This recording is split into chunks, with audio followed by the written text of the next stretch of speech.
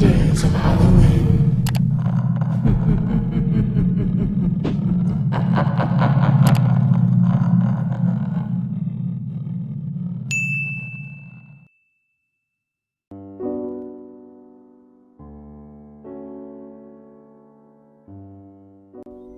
I hand him the envelope as soon as I've closed the passenger door.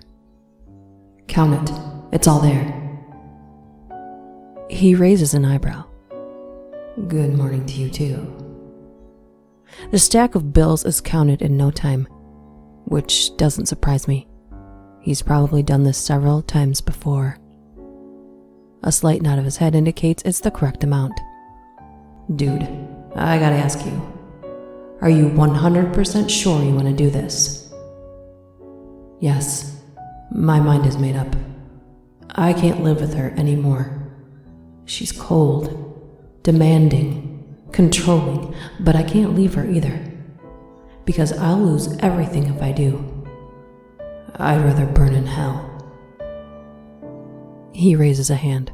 All right, I got you. I just want to make sure because once it's done, it can't be undone. I'm aware of this. And you can't do this yourself? I've told you. I've tried, but keep losing my nerve. He shrugs. Okay then. So let's go through this once more. Dinner's at 6 sharp. I ring the doorbell at 6:05. Then one clean shot to the head, execution style. Yes, please, quick, and hopefully painless. Thy will be done, he says, and we shake hands. My wife and I are eating dinner, accompanied by our usual silent tension, eyes on our plates instead of each other. I'm surprisingly calm, not even flinching when the doorbell rings. As she pushes her chair to get up, I stop her with an outstretched palm. It's okay. A quick glance at my wristwatch tells me it's 6:05 p.m. I'll get it.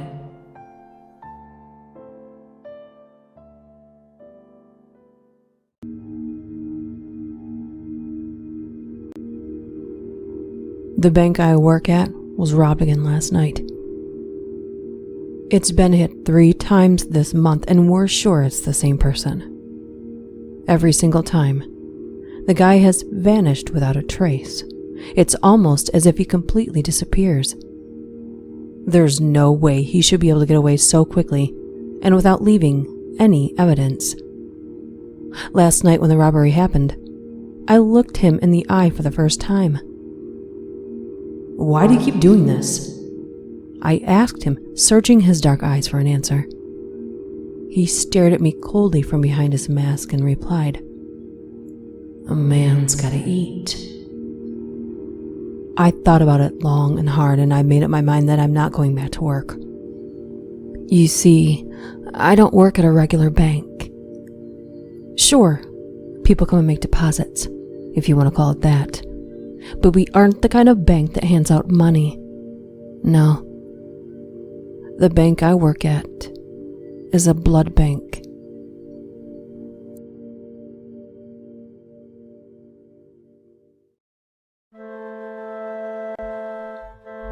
My girlfriend broke it off with me today. She said something about how we weren't meant to be and we could just be friends, blah, blah, blah. They always say that. At first I was hurt. Then I was angry. How could she do this to me after everything I've done for her? Not meant to be? I started to get really mad. But then I remembered the advice my father gave me long ago after my first big breakup. Son, sometimes a woman just doesn't want to give you her heart, and that's okay. Because you can always cut it out of her chest.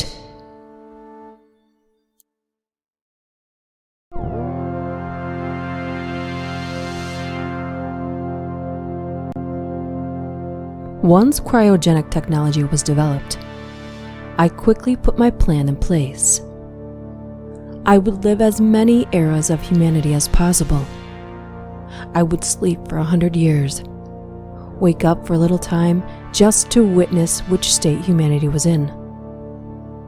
I saw great empires rise, saw my species reach the stars, but also its fall, and the rebirth to an ever grander glory. During my last awakening, humanity was being attacked by a powerful alien species, and I had to freeze myself in a hurry. When I awoke, the sun was now crimson red, and the earth a great desert. Everything outside my cave is sand. In my panic, I had forgotten to set the timer of the cryogenic pod. It kept me frozen endlessly until the power ran out, and I was now the last living thing on a wasteland.